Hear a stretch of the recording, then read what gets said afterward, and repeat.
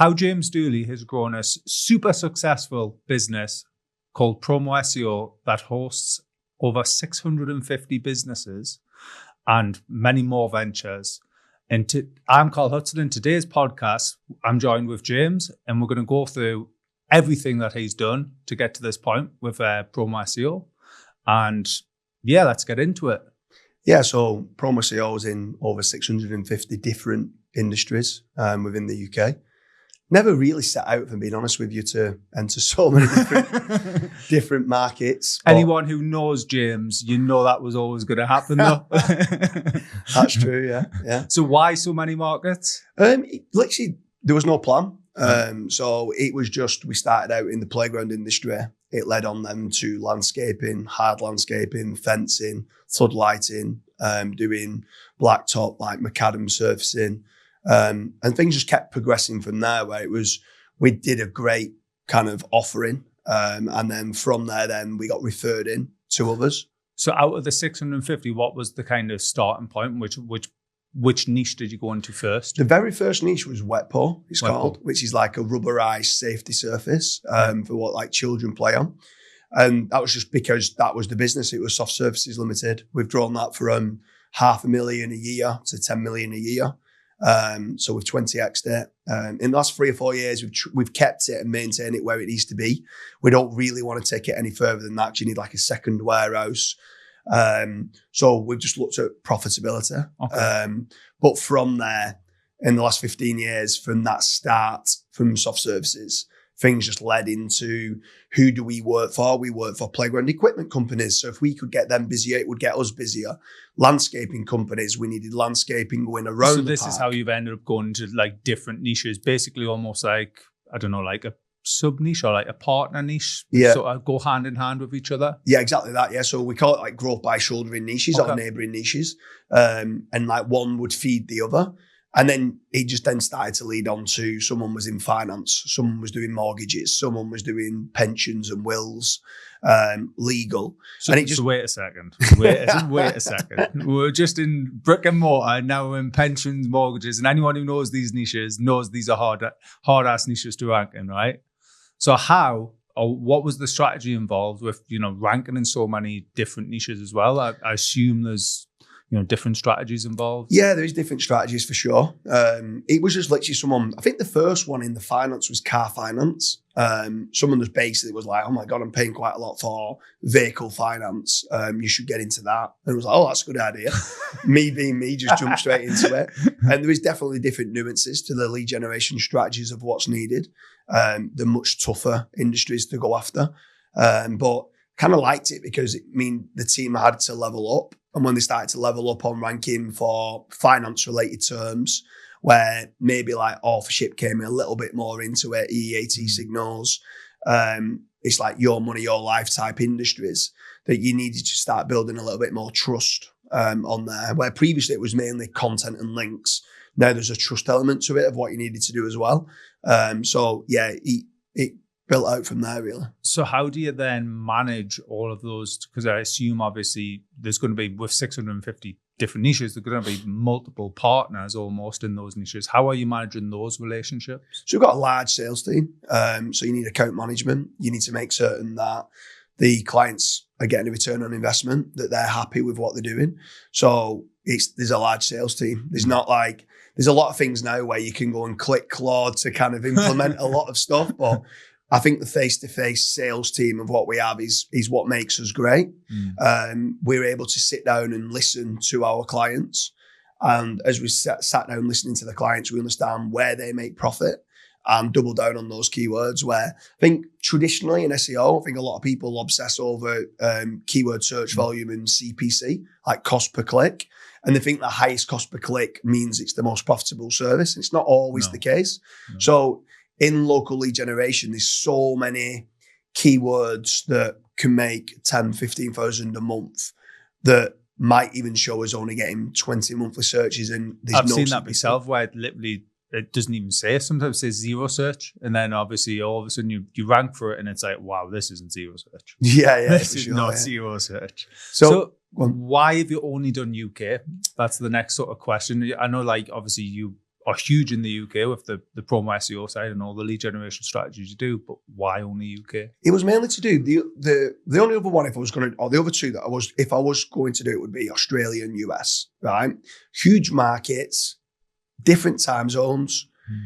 I believe that I'm one of them kind of people that people like dealing with people local to where they are. So UK like buying from UK people. US, if they're dealing with a UK person, it's out of hours. It's just a whole new operation, similar to, we didn't want to grow soft services too much more because we needed a second warehouse and stuff like that. It's a whole new operation. Yes, it's this similar algorithm, but you still got different citations and different links out in the US, a different press release service in the US to the UK. So there's just different models of what needs to be done. There's tens of millions to be made in the UK alone. And I think at times, Jason Hennessy was a great mentor in the fact that sometimes you need to have a no man in your life.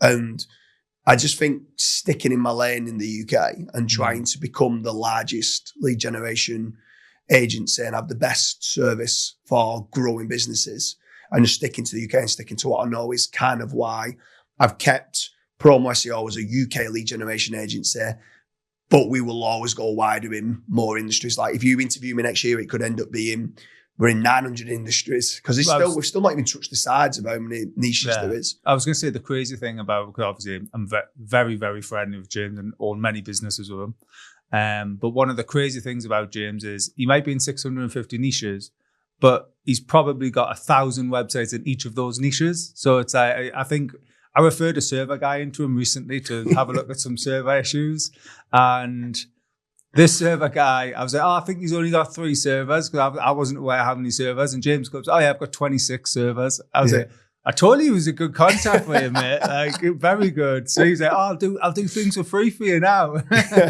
But when it comes to like obviously operating so many websites, what's your infrastructure there?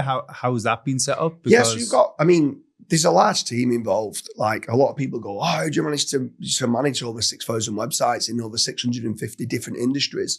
And it's difficult. Like we have a lot of staff. Things have become easier with AI for sure. Like graphic designers now can leverage Image 2.0 on ChatGPT and it's brilliant. Logos can be done on ChatGPT and it's brilliant. Or you can use Nano Banana for image creation. The footage now that we do with podcasts can now be clipped down quite easy into shorts using certain AI tools. The AI content can be used using, like, say, autoblogging.ai to implement good quality content. So we can leverage AI to scale out what we do. But yeah, there's still a large team. The infrastructure behind it, there's a large sales team and they're bloody good at what they do. Clients are generally always happy because they're always getting a return on investment. I think the offering is brilliant at what we have. And then we've got link builders, we've got semantic SEO content writers, we've got technical SEOs within the team. And we've just got good account managers that do the keyword research right.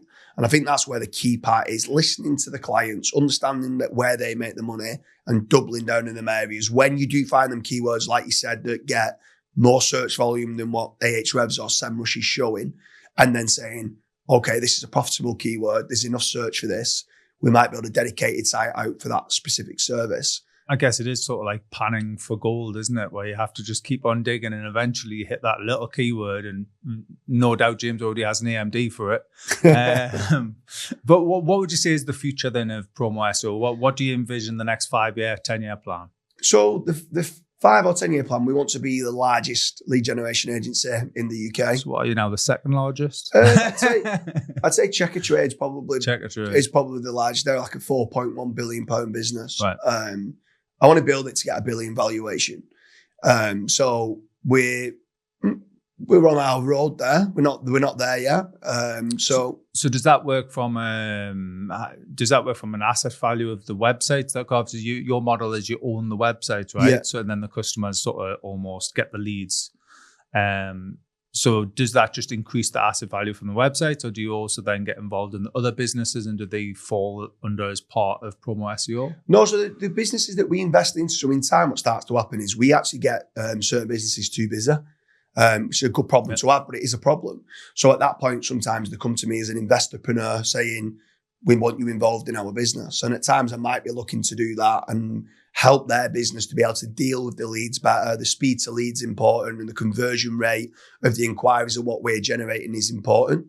So at times there could be an investment standpoint, but it's different to promo. Yeah. Promo SEO, we own the websites. It's completely risk-free for the business owners.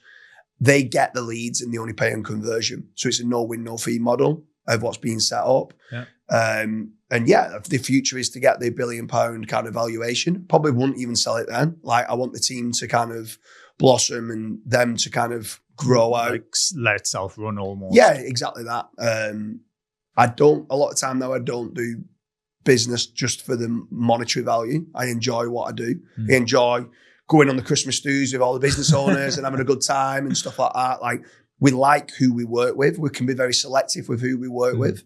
It's probably generate anything from 80 to 100 leads a day from business owners coming to us wanting our lead generation service. So we get a lot now of business owners coming to us saying, we want the Promo SEO, no win, no fee business model that you have.